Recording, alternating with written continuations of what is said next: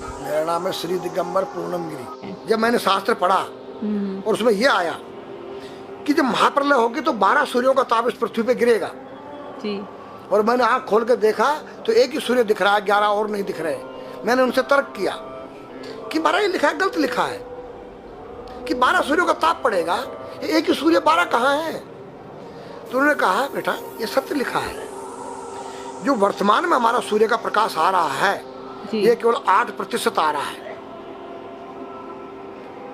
92% ozone परत पर रुक जा रहा है, जो अल्ट्रावायलेट किरणें जिसको कहते हैं। ओके। यहाँ केवल 8 आ रहा है विटामिन डी को लेकर, रेडियम से युक्त होकर। जब ओजोन परत फट जाएगा, टूट जाएगा तो 12 8 96 डिग्री जब तापमान आएगा तो 12 सूर्यों का ताप पड़ेगा। ये पूरी पृथ्वी आग का गोला बन जाएगी। नागा का स्वरूप है जी, ये महादेव का स्वरूप है जी, एक बालक का स्वरूप है जी। बालक में क्या चीज नहीं होती है? निर्मल मन जन सो मोई पावा, मोई छल छिद्र कपट नहीं सुहावा। तो बच्चे के दिल के अंदर न काम है, न क्रोध है, न लोभ है, न मोह है, न मद है। और नंगा किस तेरी गोद में बैठ जाए, नंगा उसकी गोद में बैठ जाए। तो नागा का रूप एक बालक का स्वरूप होता है जिसके अंदर से विकार रहित हो जाए, उसका नाम नागा है, सन्यासी है, संन्यासमया, तीनों गुणों से रहित हो जाना। ये जो गांजा भांग है ये क्या करता है? तुम्हारी मनोशक्ति को जो है बुरे कामों से डरा देता है। या तो कोई यूज करके देखे। दारू जो है वो तुम्हारी मनोशक्ति को उत्तेजित करता है, पिछली बातों को याद दिलाता है। दूसरा तुम्हारी जो है भांग गांजा तुम्हारी काम वासना को जो है दबा देता है। तो नारी के नंगे स्वरूप को 5 व्यक्ति देख सकते हैं। मेरे पास एक डिश है और जो चुटिया होती है एंटीना है, जो तुम्हारे जो यहाँ से कुछ तरंगे बाहर को जाती हैं, कुछ अंदर को आती है। 5 कर्मेंद्री, 5 ज्ञानेंद्री, 10 रथ के घोड़े हैं और बुद्धि रूपी उसमें लगाम है और ज्ञान रूपी चाबुकर बोलने वाला इसमें स्वयं सारथी कृष्ण है। तो आज हमारी संस्कृति बदली गई। ये आज हमारे लड़के लोग खड़े होकर पेशाब कर रहे हैं। ये हमारी संस्कृति नहीं है। न मुसलमानों की संस्कृति है, न हिंदू की खड़े होकर पेशाब करना। जैसे अगस्त मुनि ने 3 चलू में समुद्र पी दिया। मैंने पूछा महाराज वो मावा जी का कितना बड़ा पेट था? वो पृथ्वी पे रहता था, क्या पृथ्वी से बड़ा था उसका पेट जो सारे समुद्र पी गया? मैंने कहा नहीं बेटा, वो एक साइंटिस्ट थे, उस काल के वैज्ञानिक थे। उन्होंने ऐसा केमिकल डाल दिया कि पानी के 2 भागों में बढ़ गया, H2O हो गया और वो आकाश में उड़ गया। आज का जो नौजवान है ये साइंसवादी है, ये हमारी भौतिकवादी और जो हमारी धार्मिक आध्यात्मिकवाद को नहीं मानेगा। इसको तुम साइंस के द्वारा अध्यात्मवाद को मनवाएगा तो मानेगा। जैसे मैं सूर्य को जल देख करके मैं हर बीमारी का इलाज कर देता हूँ। बताओ कैसे? कैसे बाबा? सूर्य उदय हो रहा है, ये जैसे सूर्य मान लो इसको जी, और मैं यहाँ खड़ा हूँ तो हम दोनों एक ही डिग्री पर हैं जी, सीधा।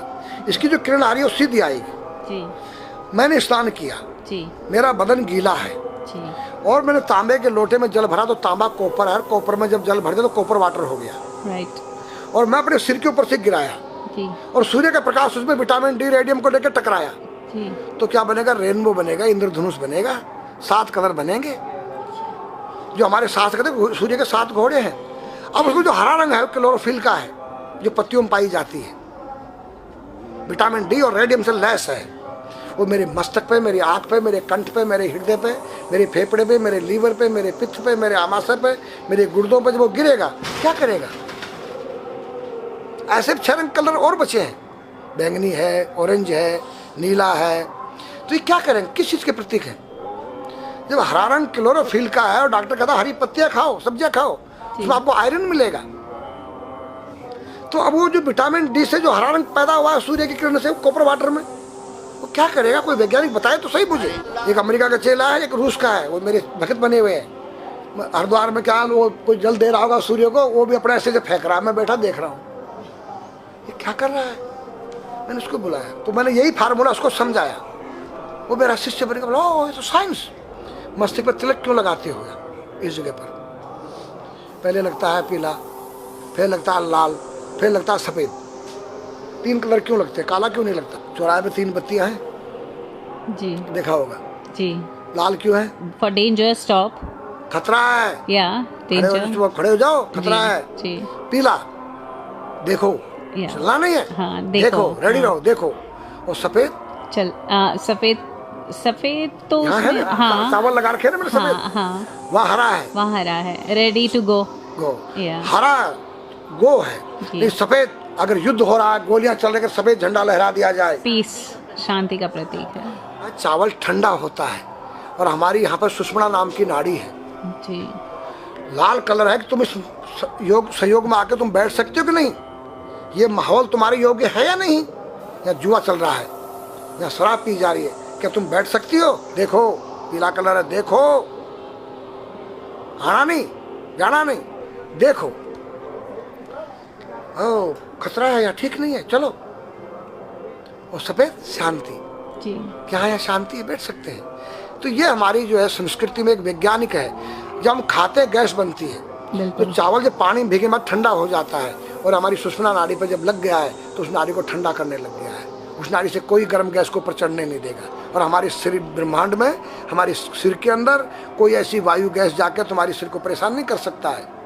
तो मेरे पास जितने हमारे शास्त्र पुराण ग्रंथ हैं, ये साइंस है। मैं साइंस के द्वारा इन वैज्ञानिकों को समझा सकता हूँ और रगड़ा सकता हूँ। कहा जाता है कि नागा बाबा जो हैं वो कुंभ मेले के बाद विलुप्त हो जाते हैं, ऐसा कुछ है क्या? ऐसा नहीं है। जैसे हम गंगोत्री धाम हिमालय में रहते हैं, जी वहाँ मुझे हिमालय पसंद आया। जी क्यों? कि तुम गर्मी से बचने के लिए तुम्हारे रूम में एसी लगी है, जी ठंडा पानी पीने के लिए तुम्हारे पास कृत्रिम जो है फ्रिज लगा है, जी। हवा लेने के लिए तुम्हारे को पंखे या कूलर जो है कृत्रिम लगे हैं। लेकिन भोलेनाथ बाबा ने मेरे लिए नेचुरल एसी लगा रखी है, और नेचुरल फ्रिज लगाया है, नेचुरल पंखे लगे हैं। तो जब मैंने सब कुछ त्याग दिया, छाती में तो मैं कुछ लेके नहीं जा सकता हूँ, चाहे मेरे पास अरबों खरबों रुपया हो, जी।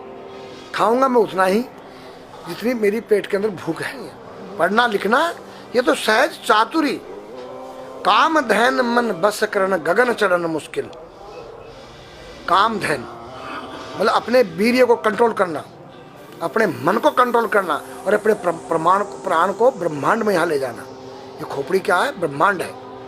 उसको कहते हैं समाधि।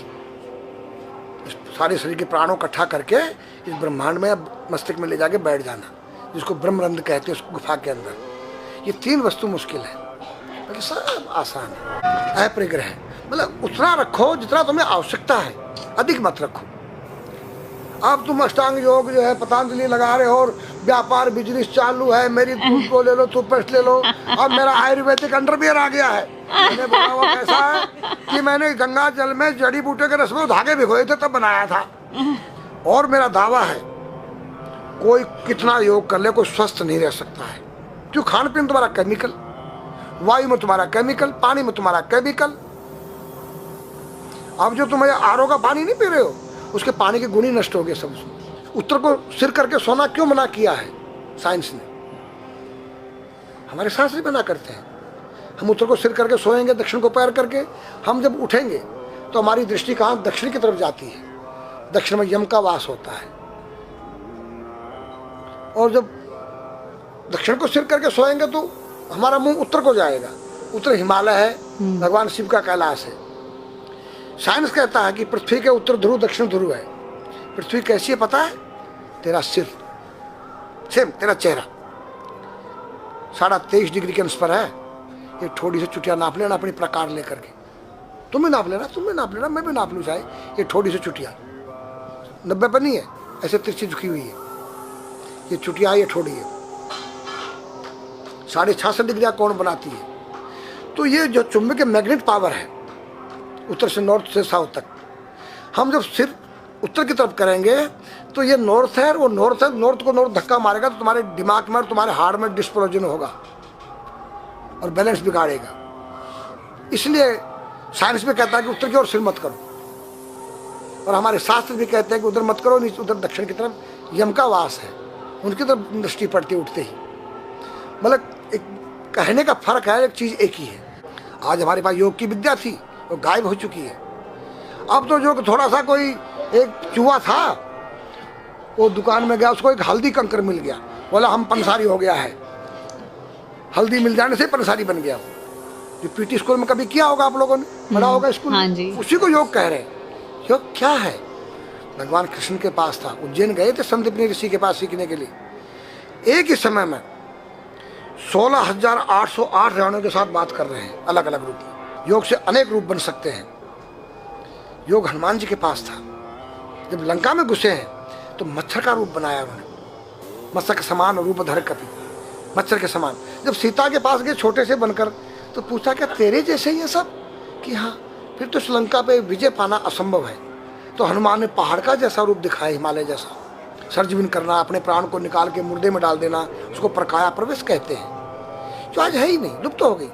जो जानता है किसी को बताता नहीं है।